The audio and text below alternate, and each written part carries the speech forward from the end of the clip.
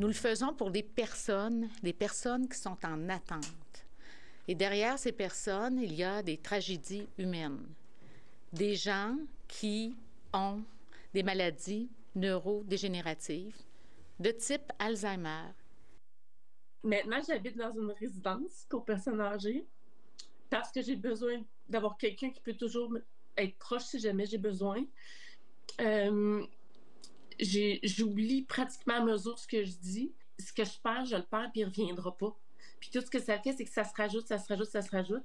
Puis là, j'aimerais ça juste pouvoir savoir que je peux, alors que je pensais que c'était le cas, là, que ça s'en viendrait, mais que je peux mettre mes directives anticipées et que me dire, bon, ça, c'est réglé. Je sais que je vais partir en paix quand ça va être le bon moment pour moi.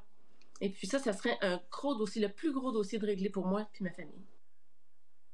Sandra de Montigny, qui souffre d'Alzheimer, elle en souffre de manière précoce, c'est génétique dans son cas.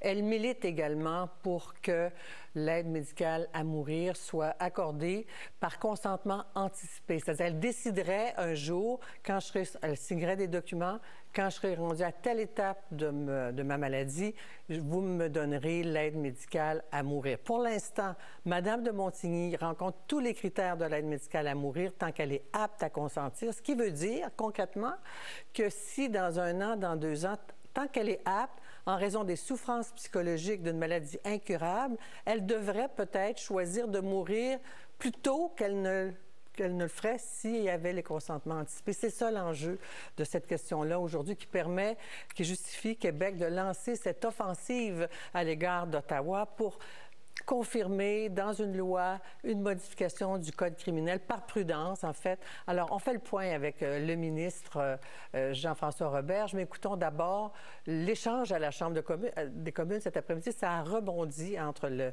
chef du Bloc québécois et le premier ministre du Canada. On écoute. Imaginons que les conservateurs prennent le pouvoir. Ce serait le verrouillage de l'aide médicale à mourir pour ô combien de temps? Ô combien de temps? Que jamais il ne le ferait.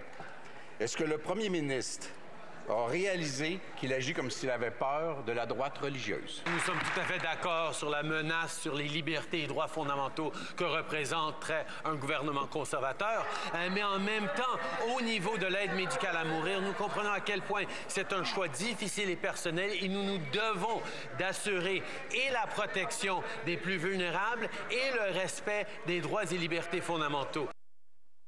Ce débat a commencé avec un jugement de la Cour suprême qu'on appelle le jugement Carter en 2015 qui a ouvert la voie pour l'aide médicale à mourir et le Québec est précurseur dans ce domaine. J'en parle avec un des 3 ministres qui a pris la parole aujourd'hui pour lancer cette offensive, Jean-François Roberge. Bonsoir. Bonsoir, Mme Dussault. Merci d'avoir si bien présenté la chose. Puis merci à Mme de Montigny aussi pour son très, très grand courage. Qui illustre très, très bien la situation. Oui, et d'ailleurs, Québec avait reconnu la possibilité du consentement anticipé avec un certain délai. Je crois qu'aujourd'hui, vous annoncez qu'il va être raccourci. Cela dit, il faut qu'Ottawa bouge. Certains constitutionnalistes, professeurs de droit estiment que c'est par prudence. Mais où en est-on avec les discussions avec Ottawa? Vous avez entendu M. Trudeau, on est ouvert, mais on veut protéger les plus vulnérables. D'abord, juste une petite précision. Évidemment, le geste de l'acte de l'aide médicale à mourir est quelque chose qui relève des soins de santé. Ça relève strictement de la compétence du gouvernement du Québec. Cependant, il y a le Code criminel canadien qui est un peu en retard et qui balise l'aide médicale à mourir, mais ne reconnaît pas les demandes anticipées. Et tout est là, puis Mme Pontilly disait très, très bien. Elle pourrait demander l'aide médicale à mourir maintenant, mais c'est pas son souhait. Elle veut vivre encore. Et du moment où elle a toutes ses facultés en ce moment, elle pourrait écrire en quelque sorte ses dernières volontés pour faire cette demande de manière anticipée pour le moment où ça serait plus possible pour elle de consentir de manière libre et éclairée. Et tout est là. Et les réflexions ont été faites ici au gouvernement du Québec avec des experts. On a pris le temps de bien faire les choses. On a adopté une loi. On est en train d'adopter des règlements. La ministre des Aînés, Mme Sonia Bélanger, est en train de faire... Elle a fait tous ses devoirs en réalité. Maintenant, ce qu'on a besoin, c'est que le gouvernement fédéral apporte une petite modification au Code criminel pour permettre, dans les juridictions, dans les provinces, qui ont déjà balisé correctement, sérieusement, des demandes anticipées, que ce soit possible. Donc, il ne s'agit pas là, d'imposer le modèle québécois d'un océan à l'autre, partout, même s'ils n'en veulent pas. Il s'agit de permettre des exceptions. Et c'est là-dessus qu'on travaille, puis on espère que le gouvernement fédéral va se rendre à l'évidence très, très, très bientôt. Mais il y a eu un changement de ministre de la Justice récemment. Je ne sais pas si ça affecte le dossier. Ottawa dépose en ce moment un projet de loi pour retarder l'application possible de l'aide médicale à mourir à des personnes souffrant de troubles mentaux. C'est pas de ça dont on parle aujourd'hui. M. Poilievre est un peu confus. Il dit la dépression, c'est pas de ça dont on parle. On parle de gens sains d'esprit qui développent une maladie dégénérative. Donc, il y a des nuances importantes à faire. Mais il y a peut-être des questions religieuses ou idéologiques qui pourraient faire en sorte qu'à Ottawa, on n'aurait peut-être pas, je le dis entre guillemets, le courage politique d'aller de l'avant avec ça. C'est pour ça que je vous demandais quelle est la nature, où en sont vos échanges. Il faut trouver ce courage-là. Et je sens très, très bien qu'au Bloc québécois, il serait présent, puis il répondrait présent pour appuyer le gouvernement libéral qui est minoritaire et faire passer cette mesure-là. Je pense qu'au NPD aussi, mais je ne vais pas parler en leur nom. Je ne vais pas parler au nom du Bloc non plus, mais ils se sont exprimés clairement là-dessus. Vous faites bien de le ramener. Il n'est pas question ici d'aide médicale à mourir pour les gens qui ont des problèmes de santé mentale. On parle plutôt de demandes anticipées pour des gens qui ont des maladies cognitives, dégénératives, qui sont bien reconnues, qui sont très, très bien balisées. Le Québec a fait ses devoirs. On a adopté notre loi. Il faut dire qu'au gouvernement fédéral aussi, d'une certaine manière, il y a eu un rapport final d'un comité mixte transpartisan qui a étudié la chose pour les demandes anticipées et qui, il y a 1 an, en février 2023, recommandait exactement ce que nous demandons, c'est-à-dire une petite modification au code criminel pour permettre, dans les juridictions où c'est bien balisé, comme le Québec, que ça s'applique. Alors, et en ce moment, au Parlement d'Ottawa, il y a un projet de loi pour baliser les choses et repousser l'aide médicale à mourir, ne pas l'appliquer pour les questions de santé mentale.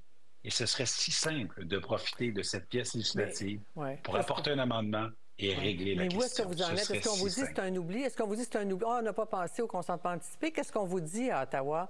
Puis à quel ministre parlez-vous, au fond? Écoutez, c'est difficile. On a des conversations là, bilatérales de tous les côtés. J'ai parlé avec Pablo Rodriguez, j'ai parlé avec Dominique Leblanc, j'ai eu des rencontres avec M. Hollande, M. Vérani, de concert avec mes collègues, là, ministre des Aînés, ministre de la Justice, Simon-Jolin Barrette. Donc, écoutez, ça fait quoi? Un minimum 4 ministres qui sont très, très au courant de la situation, qui connaissent la solution que nous proposons. À chaque fois, il y a de l'ouverture. Ils ne sont pas fermés. Ils nous disent intéressant, on est ouvert, on va le considérer. Mais là, il faut arrêter d'en parler. Là. Il faut le faire. Là. Il y a un projet de loi qui est sur la table en ce moment. Puis c'est là où on le dit aujourd'hui. Là. C'est bien beau d'être ouvert. Là, à un moment donné, il faut être en action. Quel est votre levier si ça traîne? Parce que ce que vous demandez, c'est que ce soit en vigueur dès l'automne. L'Association québécoise aussi pour mourir dans la dignité le demande, a émis un communiqué aujourd'hui. On en parlait aussi en début de semaine avec le docteur L'Espérance. Donc, d'un autre aspect, là, du non-respect du processus d'accès à l'aide médicale à mourir. C'est quoi votre levier, au fond, si ça traîne? Je voudrais que c'est la mobilisation populaire. C'est les témoignages des personnes, de leurs familles, des gens qui les entourent. Je pense que tout le monde doit comprendre qu'on ne parle pas des problèmes de santé mentale. Il faut dissiper le flou, là. On ne parle pas des problèmes de santé mentale. On ne parle pas d'imposer à d'autres provinces qui ne seraient pas prêtes le modèle québécois. On parle de permettre des exceptions là où c'est bien balisé. On veut que les gens se fassent entendre. Comme je vous dis, il y a de l'ouverture à Ottawa. On n'est pas en train, je ne leur demande pas de changer d'idée, de revenir sur leurs paroles. Je leur demande de concrétiser cette ouverture, de saisir l'occasion. Si ça ne se fait pas, on sait que l'administration de la justice, c'est de juridiction québécoise, un peu comme les soins de vie de toute façon, mais il pourrait-il se produire, comme si c'était produit dans le temps avec Morgan Thaler, la question de l'avortement, c'est que la couronne pourrait décider de ne pas poursuivre des médecins qui pratiquent l'aide médicale à mourir en fonction d'un consentement anticipé et éclairé. Est-ce dans vos cartons? Je vous dirais qu'on n'en est pas là en ce moment. Ça fait l'objet de questions aujourd'hui à mon collègue Simon-Jolin Barrette qui expliquait que lorsqu'il y a eu une première avancée sur l'aide médicale à mourir, ça avait été une approche qui avait été portée par le gouvernement du Québec, mais l'état de droit était différent à l'époque. Il n'y avait tout simplement pas de balises dans le code criminel pour l'aide médicale à mourir. Il y en a aujourd'hui.